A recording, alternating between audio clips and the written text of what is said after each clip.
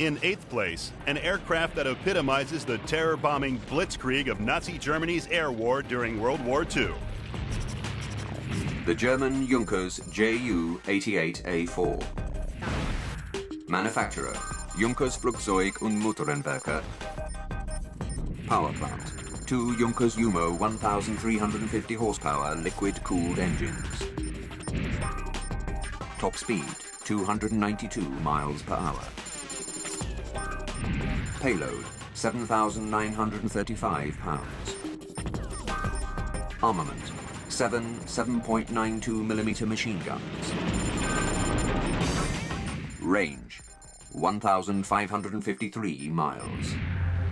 Said by many to be the most important German bomber of World War II, the Junkers JU-88 was in frontline service throughout the 1939-45 war. I think it's an outstanding airplane.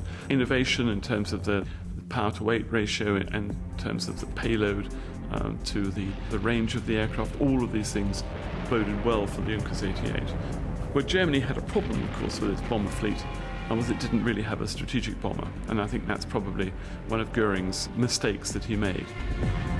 The German philosophy was that the bomber would win the battle by hitting hard from short ranges. With a bomb load of nearly 8,000 pounds and a range of 1,700 miles, it fit their plan exactly. But was it enough?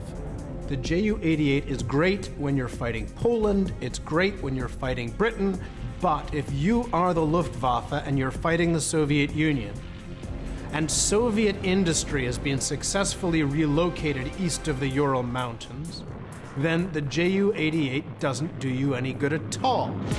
During the London Blitz of 1940, the Ju-88 was one of the leading bombers trying to smash Britain into submission. Although heavier than the Dornier 17 and the Heinkel 111, at 292 miles per hour, it was the fastest of the Nazi bomber fleet. But its armament let it down.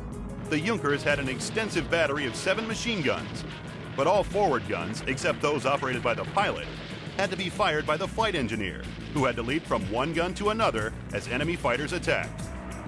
But the Junkers still got through, and when it did, the fear factor was high. There's no doubt, talking to the generation of my parents, that aircraft with black crosses on, which to them was always a Junkers, irrespective of whether it was a Dornier or a Heinkel. That, I think, is a pretty good indicator of the fear factor of the Junkers 88. The Junkers 88 versatile design enabled it to be used as a bomber, dive bomber, torpedo bomber, heavy fighter, and night fighter. So for innovation and service length, it scores well.